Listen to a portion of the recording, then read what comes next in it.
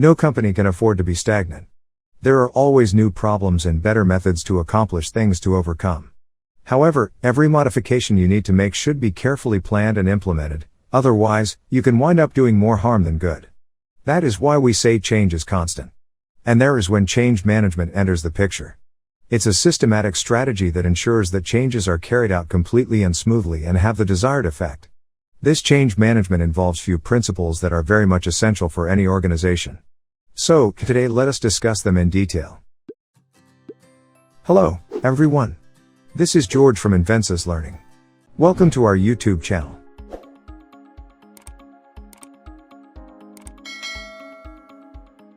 Now let's take a look at the agenda.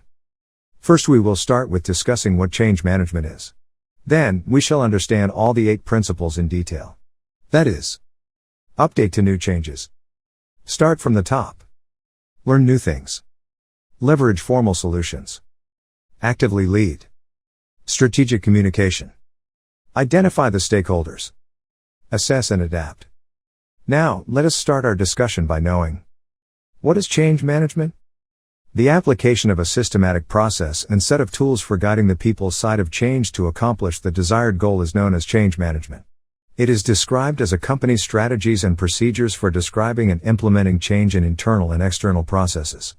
Creating and assisting personnel, developing the essential processes changes, and monitoring pre- and post-change activities to guarantee successful implementation are all part of this process. It aids in the creation of smoother transitions in general. Of course, you can require changes, but if you don't have a strategy for implementing, monitoring, and reporting on their performance, you're setting yourself up for failure.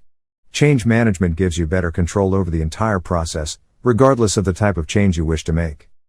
Now that you guys are aware of the term change management, let us directly jump into our main topic of today's session. Change management principles.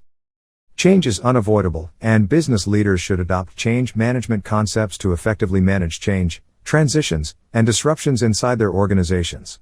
As a result, every job description must embrace this reality and devise techniques to help them manage and navigate transitions, whether they are expected or unforeseen. There is no magic number of change management principles, but I have highlighted 8 of the most important ones. Let's understand each of them. Before that, let us outline the principles. We have: update to new changes. Start from the top. Learn new things. Leverage formal solutions. Actively lead. Strategic communication. Identify the stakeholders. Assess and adapt. The first principle is update to new changes. 2 of the most major hindrances to successful change management are negative employee attitudes and corporate culture. Change management is only effective when it is based on changing culture. Encourage curiosity and experimentation by thinking like a startup. Build your team with a new perspective in mind when hiring. According to IBM CEO Lou Gerstner, the essential lesson he learned from his experience is that culture is everything. This is something that today's business people are aware of.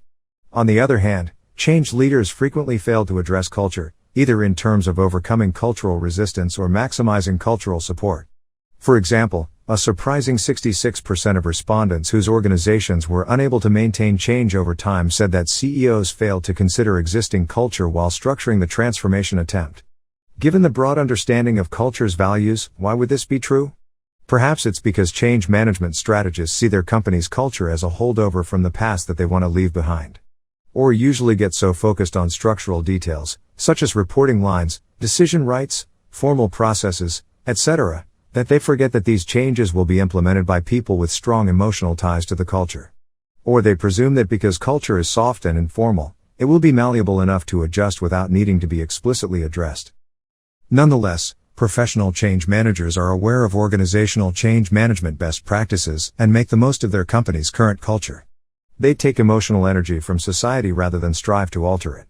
They use how people already think, behave, work, and feel to boost the change endeavor. To harness this emotional energy, leaders must seek out cultural components aligned with the change, bring them to the forefront, and draw the attention of those affected by the change. Next in the list, we have start from the top.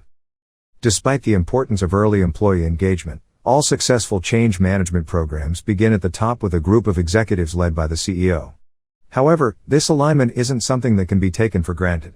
Rather, Work must be done ahead of time to ensure that everyone agrees on the rationale for the change as well as the specifics of how it will be implemented. A clinical research company planned to triple its size over the next decade in order to gain a competitive advantage. Because the company was still running like a startup even after 21 years, this necessitated a major organizational reorganization. Before beginning the design phase, finance leaders convened for an off-site meeting to begin a thorough alignment exercise. A leadership team effectiveness assessment was included in the exercise, which found that while these leaders called themselves a team, they didn't truly see themselves that way. Instead, they usually worked as lone rangers, as is typical of a startup. Each of the group's leaders delivered a thoughtful presentation on the argument for change.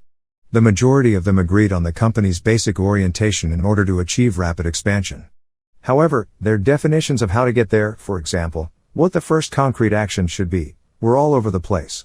They were then given the responsibility of working together to construct a change case that they could support.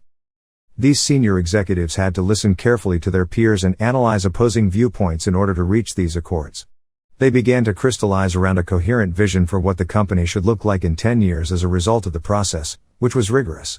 Most importantly, the tight collaboration forced the executives to function as a cohesive and committed group for the first time. They discovered that by the end of the off-site meeting, they were all describing the company's needs in the same way.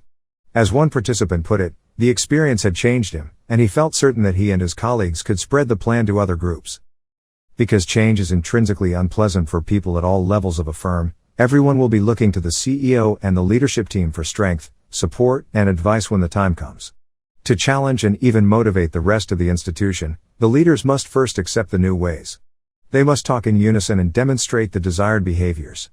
The executive team must also recognize that, while its public image may be one of unity, it is made up of professionals who are going through difficult times and require help.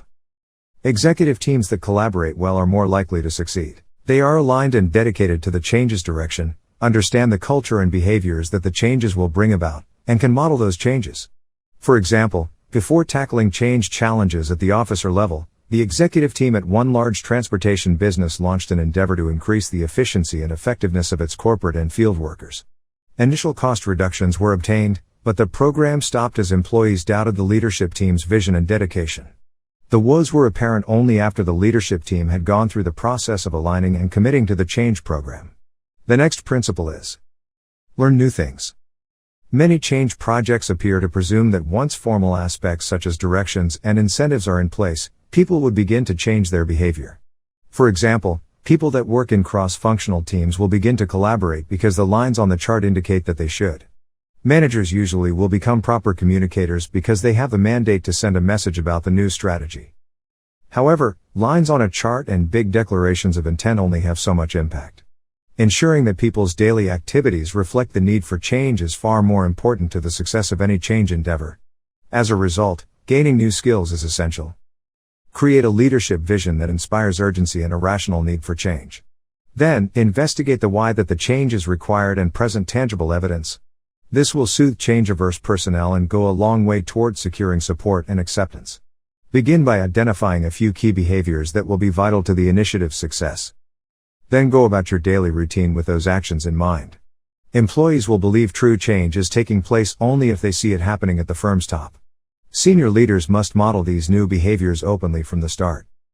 Leaders of major multinational manufacturing striving to avoid bankruptcy feared the company had lost contact with customers due to long-standing cultural issues. Managers worked in a system that was highly complex and lacking in accountability. They were clumsy, fearful of taking risks, closed off and prone to wasting time on approvals and office politics. The very next principle in my principle is constant improvement in organization. Although organizational leaders must define and communicate a change vision, they must also guarantee that the change project incorporates employees at all levels. Change management must begin at the top, but it cannot remain there. When the entire workforce is participating, there is less possibility that specific groups or functions would believe they are immune to change or will not be required to participate. Furthermore, when everyone is involved in organizational change activities, a culture that encourages change is more likely to emerge. Every company program, particularly change programs, should include a component of continuous improvement. First, establish a feedback loop to improve, such as collecting data and input from employees, stakeholders, and leaders. After that, analyze and learn from the data, and make improvements as needed. This is an example of a system that is constantly improving. The most important thing is to have a standardized approach for continuous improvement adapted to your specific requirements. As a result, waste will be reduced, staff performance will improve, and your overall results will improve. Functional and frontline leaders are in a unique position to ensure that the entire workforce is involved. They affect employees at all levels and can ensure that critical messages regarding change are communicated consistently throughout the organization. In fact, one study indicated that the efficacy of mid-level managers was one of the most crucial variables in successful organizational change attempts. Key messages are reinforced rather than diluted or lost with the consistent backing of all leaders. Next, we have actively lead. Effective change management begins with top-level executives, who must actively communicate, encourage, and serve as inspiring role models throughout the shift to upper management. Otherwise, you have the option of managing change or allowing change to manage you. Leaders of significant change programs must outperform during the transformation and be the zealots who build a critical mass of support for change among the workforce. This calls for more than just buy-in or passive acceptance of the change's direction. It necessitates leaders who are willing to bear responsibility for bringing about change in all of the areas in which they have influence or control. People are more likely to feel ownership when they are involved in recognizing problems and developing solutions. These can be monetary, for example, monetary compensation, or psychological, for example, psychological counseling, for example, camaraderie and a sense of shared destiny. Human resources, for example, was the first department to create detailed designs for a large healthcare institution that was migrating to a shared services model for administrative support. Employees worked in cross-functional teams with consultants for more than 6 months. Top departmental executives, on the other hand, began to complain to the implementation process after the designs were completed. While the executives acknowledged that the work was great, they realized that they hadn't invested enough personal time in the design process to feel the feeling of ownership that was required to begin implementation. The method was changed to include a deep dive as a result of their feedback. The departmental leaders worked with the design teams to learn more about the plan modifications and gain a better understanding of them. This was the turning point, and everything changed quickly after that. It also gave top executives a place to collaborate as a group, establishing a sense of unity that the group hadn't felt before. Next in the list is strategic communication. When it comes to communication, change management is a make or break process. People must understand what you want them to do and why they need to do it. Therefore, the change you wish to make must be obvious and relevant. You must actually set the appropriate tone in order to elicit the required emotional response.